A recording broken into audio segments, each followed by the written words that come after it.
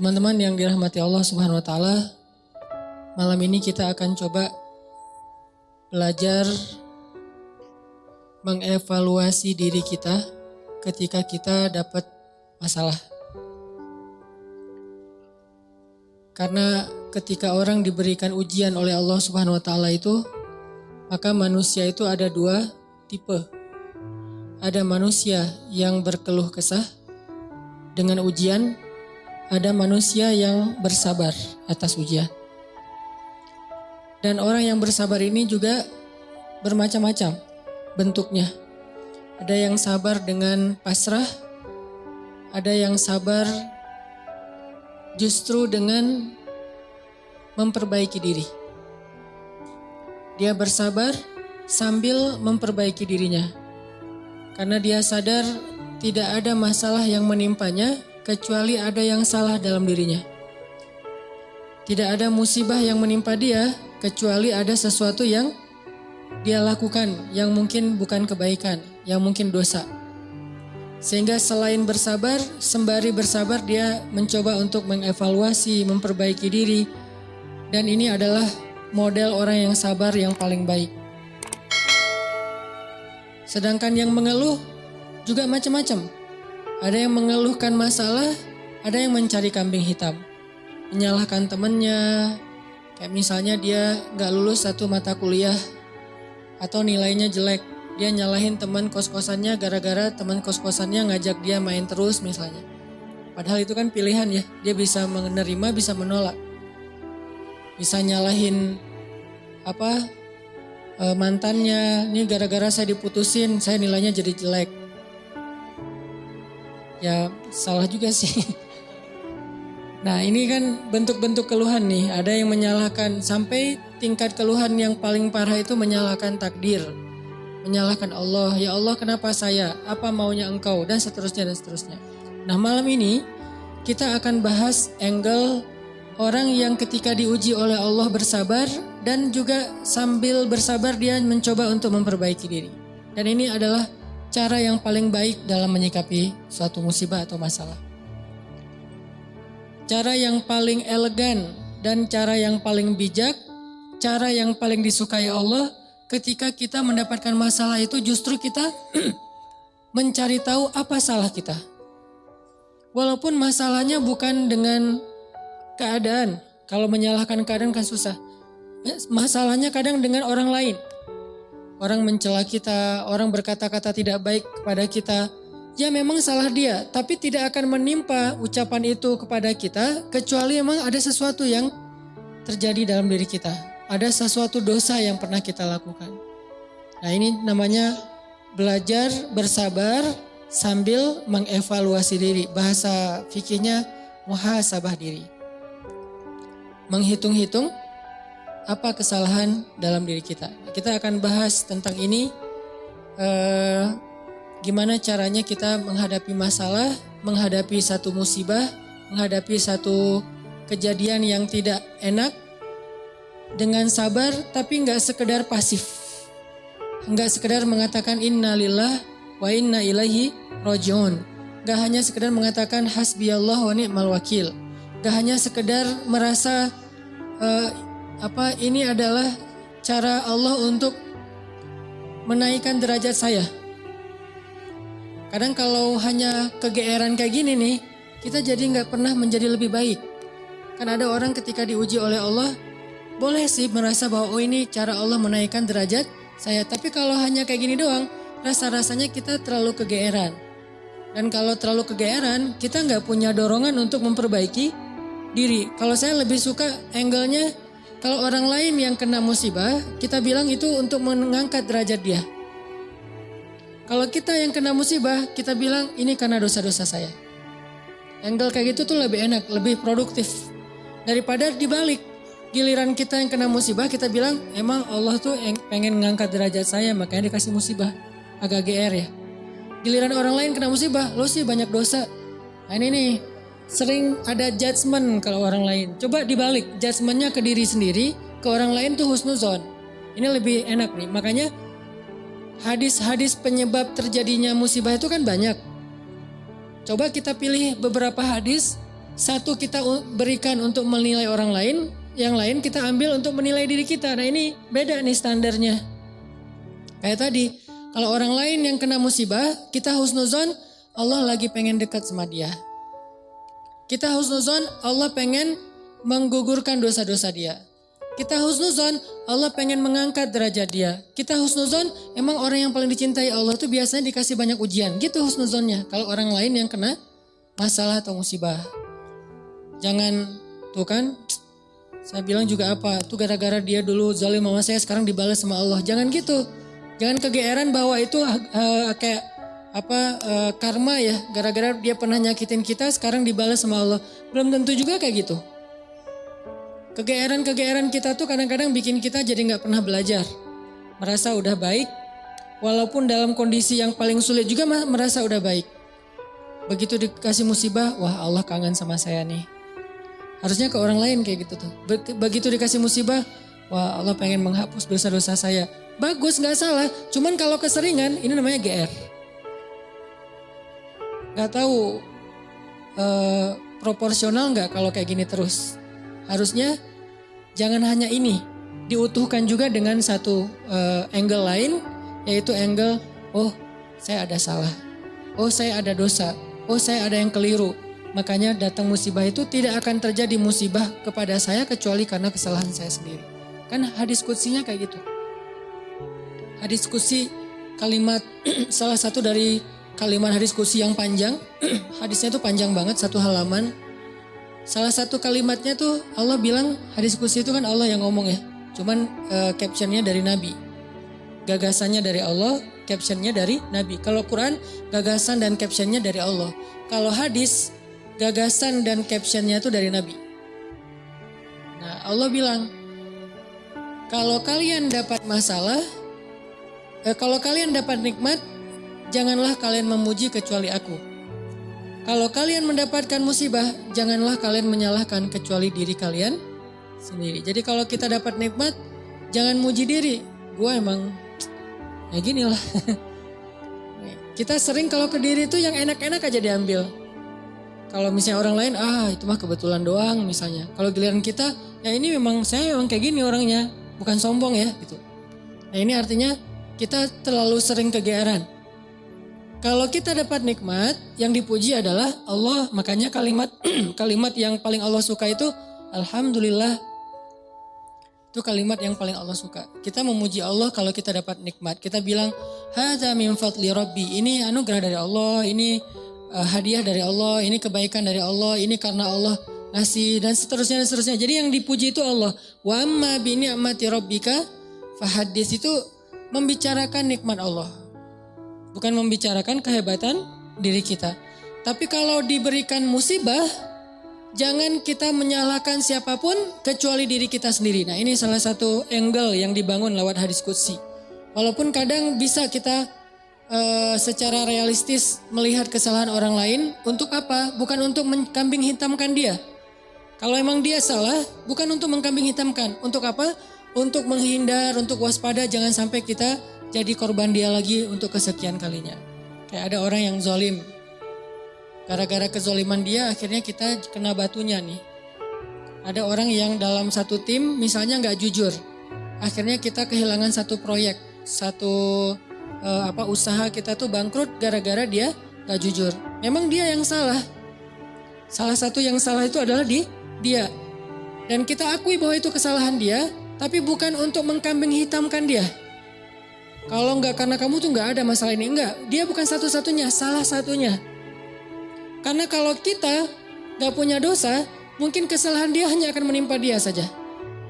Tapi karena kita juga punya dosa, akhirnya kesalahan dia juga menimpa kita. Tapi Ustadz, ada yang hadis mengatakan kalau di dalam satu masyarakat ada orang yang berbuat dosa, nanti Allah akan timbakan musibah yang kena bukan cuma dia, sampai tetangganya juga kena. Itu kenapa bisa gitu? Dosa tetangganya apa? Dosa tetangganya membiarkan kemungkaran terjadi. Kesalahan masyarakatnya adalah membiarkan dosa itu tanpa ada orang yang mau memperbaikinya. Itu kesalahan masyarakat. Jadi pesan moral dalam hadis itu bukan orang yang gak salah terus kena juga, bukan. Orang yang gak salah itu Kena gara-gara mereka membiarkan kemungkaran itu terjadi. Kalau ada usaha dakwah, Allah nggak akan menimpakan. Kalau ada nabi, kalau ada dai, kalau ada ulama yang berdakwah untuk mencegah kemungkaran di situ, maka Allah tidak akan menimpakan musibah itu kepada mereka. Kenapa? Masih ada dai. Sebagaimana Nabi Lut, ketika Nabi Lut masih berdakwah, Allah nggak akan hancurkan gunung di Sodom. Allah suruh dulu Lut keluar, baru dihancurkan. Kenapa? Karena masih ada yang berdakwah.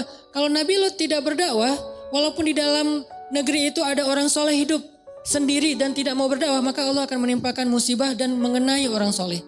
Kenapa orang soleh kok kena padahal dia nggak berdosa? Dosa dia adalah membiarkan kemungkaran. Dosa dia adalah membiarkan kebatilan, tidak berbuat apa-apa. Jadi kita bersyukur juga ada ulama-ulama yang bersuara untuk kemungkaran. Itu salah satu alasan mungkin Allah masih menahan musibah atas negeri kita. Kalau mereka tidak menyuarakan kebenaran dan mencegah kemungkaran, mungkin dari dulu kita udah kena musibah-musibah yang besar. Kalaupun ada musibah-musibah kecil, ini mungkin lebih kepada hikmah yang lain. Bukan hikmah karena Allah pengen mengazab bangsa Indonesia. Jadi teman-teman, coba kita perbaiki angle berpikir. Apa yang harus kita persangkakan ketika orang lain kena musibah, dan apa yang harus kita persangkakan ketika kita yang kena musibah. Kalau kita yang kena musibah, salah satunya adalah cari salahnya di mana nih dalam diri kita.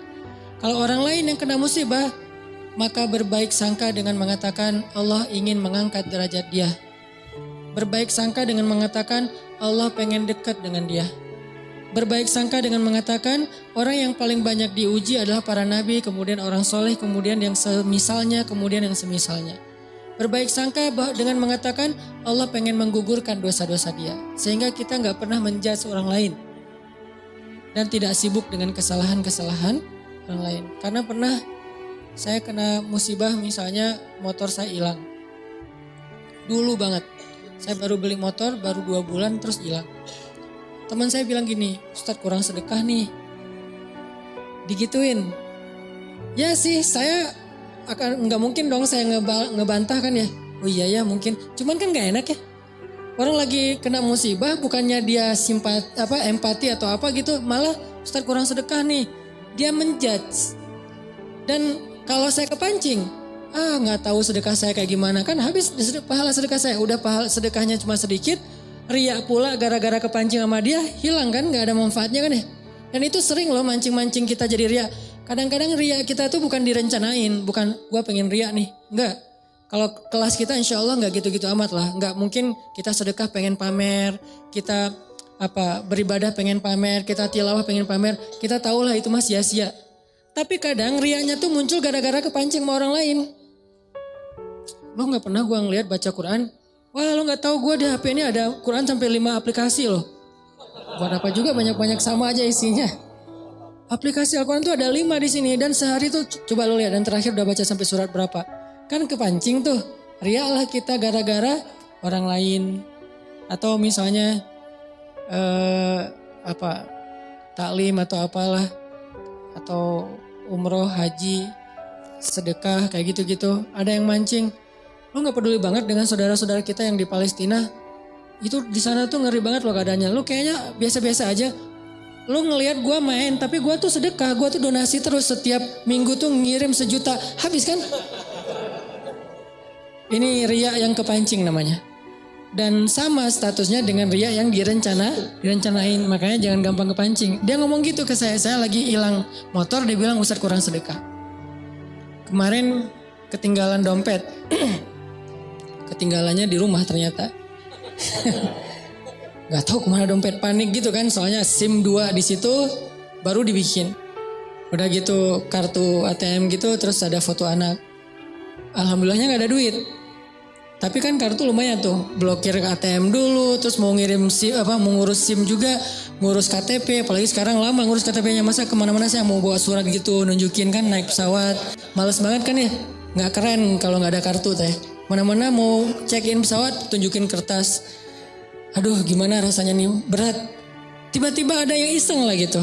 Udah tahu orang kena musibah Ustadz banyak dosa, Ustadz ini segala macam. Iya sih emang banyak dosa, tapi gak usah diomong-omongin kan gitu ya. Jadi malah Karena kita juga udah muhasabah diri lah. Ketika kita dapat musibah, kita langsung introspeksi diri, nggak perlu digitu-gituin. Kadang kita ke orang lain tuh gitu teman-teman. Dia mungkin udah sadar, atau nggak usah orang lain, keluarga sendiri, pasangan kayak gitu juga. Oh kayaknya kamu tadi gara-gara kamu tadi ngomongin dia, makanya jangan digituin. Udah aja bab ngomongin orang lain, itu bab yang berbeda. Jangan dikait-kaitkan sehingga kita menjudge orang lain kena musibah gara-gara dosa yang baru saja dia lakukan. Ini kurang bijak. Yang bisa mengatakan ini hanya orang-orang tertentu seperti para nabi, terus ulama-ulama dengan level tertentu. Kalau kita dengan teman, jangan ngambil peran sebagai ulama. Beda. Kalau kita sebagai teman, ngambil peran ya cuma teman doang. Empati, peduli, bantuin. Kalau ulama kapasitasnya emang menasehati. Ulama itu kapasitasnya emang mengeluarkan fatwa. Bahkan menjudge, itu hak ulama menjudge. Karena ulama itu sama kayak hakim. Tugas hakim itu adalah menghakim. Menyampaikan hukum halal haram, hak batil dan seterusnya. Tapi kita kalau ke teman beda sama ulama. Kalau ulama kayak gitu maklumi, emang tugas ulama kayak gitu. Kalau kita mengambil peran ulama ini nggak bisa dimaklumi. Ini agak blunder. Agak offset nih kalau menurut saya. Jadi kalau teman-teman ngedengar ada ustadz-ustadz yang di sosial media berfatwa, itu emang tugas mereka. Jangan dijudge juga, nih ustadz ini kurang bijak. Emang gitu. Kalau kita yang kayak gitu, yang namanya kurang bijak. Kalau ulama kayak gitu, bijak tuh. Karena kalau ulama diam, lalu di mana amar ma'ruf nahi munkar? Kalau ulama diam, lalu di mana dakwah? Kalau gitu saya juga harus enggak. Kalau kita enggak boleh ngomong, mending diam. Karena ketika kita ngomong, kemungkinan salahnya lebih besar daripada benar. Terus gimana? Ya udah bantuin orang yang kena musibah. Jangan dijudge, jangan dihakimin, jangan difatwain. Kita bukan ahlul fatwa. Kita bukan mufti. Kita hanya orang biasa. Kalau mau sekedar watawasau bil haq Ustaz. Ya, watawasau bil sabr juga kan. Kita nasihatnya itu menguatkan kesabaran dia, bukan nasihatnya membuat dia makin jatuh. Lo sih, nah ini bikin jatuh nih. Ya sabar ya, mudah-mudahan Allah dengan modal husnuzon tadi, mudah-mudahan Allah angkat derajat kamu, mudah-mudahan Allah ngampunin dosa-dosa kamu, mudah-mudahan Allah kamu jadi lebih dekat kepada Allah. Ini watawasau bil haq, watawasau bis sabr. Tapi kalau kita bilang kamu kurang ini, kamu kurang itu, kamu kurang itu, ini berarti kita menjudge, menghakimi orang yang sedang kena musibah. Harusnya itu kita lakukan untuk diri kita, bukan untuk orang lain. Beda banget teman-teman, angle dalam menilai orang lain dan menilai diri kita sendiri itu beda. Jangan disamain. Yang banyak terjadi terutama di sosmed itu kita memberlakukan yang untuk diri kita berikan ke orang lain, yang untuk orang lain kita ambil untuk diri kita. Itu yang terjadi di balik tadi tuh. Itu banyak banget di masyarakat kita. Yang kayak kasus orang lain kena musibah kita bilang banyak dosa, kita kena musibah kita bilang Allah pengen ngangkat derajat saya. Harusnya dibalik. Kalau dibalik insya Allah kan gak ada perdebatan ya. Gak ada haters, gak ada keributan, gak ada keramaian, gak ada unfollow, gak ada left group, gak ada yang kayak gitu-gitu. Kenapa? Karena semuanya melihat ke orang lain dengan husnuzon, melihat ke diri sendiri dengan muhasabah, dengan mengevaluasi kesalahan sendiri. Ini poin pertama, mudah-mudahan jadi pola pikir dalam kita berteman, pola pikir dalam kita bersosmed termasuk, karena kalau pola pikir ini dibalik tadi bahaya. Kita nggak akan pernah punya teman yang nyaman berada di sisi kita. Terus disalah-salahin. Apalagi nanti kalau udah punya pasangan, nggak akan betah dia kalau terus-terusan disalah-salahin walaupun salah. Kadang dia salah tapi nggak usah disalah-salahin. Cukup dibantu, nanti dalam momen-momen yang lebih normal, lebih enak baru dikasih tahu. Tapi kalau misalnya dia lagi ada masalah, disebutin lagi kesalahannya, secara manusiawi dia pasti akan ilfil. Alih-alih dia nerima nasihat kita malah menjauh, malah jadi masalah baru. Ini angle berpikir. Terus yang kedua, kita coba lihat bagaimana cara para ulama menyikapi atau merespon masalah. Gimana orang soleh dulu ngerespon satu musibah. Orang soleh dulu, kalau mereka dapat musibah, mereka selalu memeriksa pertama hubungan mereka dengan Allah. Itu yang pertama diperiksa. Karena nggak mungkin ada musibah kecuali karena ada masalah antara kita dengan Allah. Kalau hubungan kita dengan Allah itu hidup kita tuh bakalan mudah banget teman-teman. Tapi begitu ada kerenggangan antara kita dengan Allah, ada gap antara kita dengan Allah, ada kayak kerusakan hubungan kita dengan Allah, pasti jadinya tuh musibah, pasti jadinya tuh masalah. Saya teringat kisah di zaman Umar bin Abdul Aziz. Tahu Umar bin Abdul Aziz? Umar bin Abdul Aziz itu pemimpin yang dikenal dengan julukan Khulafaur Rasyidin yang kelima. Jadi ada 6 Khulafaur Rasyidin. 4 terkenal ya, Abu Bakar, Umar, Utsman, Ali. Yang kelimanya tuh Umar bin Abdul Aziz dan yang keenamnya itu Nuruddin Zinki. Gurunya Salahuddin Al-Ayyubi. Jadi ada 6 Khulafaur Rasyidin, khalifah yang dikenal dengan khalifah paling adil sepanjang sejarah. Padahal banyak khalifah-khalifah yang keren loh dalam Islam. Ada Harun Ar-Rasyid, ada Khalifah Al-Ma'mun, ada Khalifah Muhammad Al-Fatih, ada Salahuddin Al-Ayyubi, ada Saifuddin Qutuz. Ada banyak nama-nama besar dalam sejarah Islam. Tapi mereka nggak dapat gelar Khulafaur Rasyidin. Berarti orang yang dapat gelar Khulafaur Rasyidin ini kan ideal banget ya, keren banget nih. Walaupun kita belum tahu cerita detailnya. Salah satu di antara 6 Khulafaur Rasyidin, ada yang kelima namanya Umar bin Abdul Aziz. Kalau nggak salah cucu apa cicitnya Umar bin Khattab. Nah, di masa Umar bin Abdul Aziz ada seorang gembala, ada seorang yang punya banyak ternak datang kepada Umar bin Abdul Aziz bilang gini, "Ya Amirul Mukminin, kenapa ya sejak Anda naik jadi khalifah ada kejadian aneh di tempat gembala-gembala ternak kami?" Umar nanya, "Kejadian aneh apa?" "Ya kejadiannya aneh, soalnya dulu tuh yang namanya serigala sama domba itu pasti kan musuhan ya. Serigala tuh kan selalu meneror ya, menikung. Serigala itu selalu berburu domba. Jadi domba itu makanan serigala tuh. Tapi sejak Umar bin Abdul Aziz jadi khalifah, sekarang serigala itu adalah penggembalanya domba, ngawal domba. Jadi serigala yang ada di gunung turun untuk mengawal domba. Gimana ngawalnya? Kan saya pernah posting tuh yang di New Zealand. Gimana seekor anjing dilatih untuk menggembalai domba. Domba dibawa ke padang rumput, nanti sore dibawa pulang lagi ke kandangnya. Bukan lagi tugas penggembala, dilakukan oleh para serigala. Bayangin, pemangsa yang selama ini selalu memangsa serigala secara diam-diam, sekarang malah mengawal serigala ke tempat padang rumput dan sore hari mengawal mengawal domba pulang lagi ke kandangnya. Apa yang terjadi ya Amirul Mukminin? Serigala sekarang malah menggembalai domba. Apa kata Umar bin Abdul Aziz? Kami adalah kaum yang selalu memperbaiki hubungan dengan Allah, maka Allah memperbaiki hubungan antara kita dengan makhluk. Kami adalah kaum yang memperbaiki hubungan dengan Allah, maka Allah pun memperbaiki hubungan antara domba dengan serigala. Bayangin, musuh bebuyutan bisa baik hubungannya oleh Allah Subhanahu wa taala. Ala kulli syai'in qadir. Apalagi cuma calon mertua yang pernah nolak kita, biasa banget itu, gampang. Ini serigala loh, yang makan domba, bisa jadi pengawal domba. Apalagi cuma nolak, nggak dimakan kan? Nggak diapa-apain, nggak sampai disakitin, nggak sampai dirampas, nggak sampai dibegal. Kecuali calon mertuanya begal. Nggak diapa-apain. Nah apalagi yang masalah-masalah sepele dengan pasangan, dengan teman, dengan apa, masalah rezeki. Jadi kalau kita punya masalah, kayak kita lagi punya bisnis sama teman-teman nih berlima.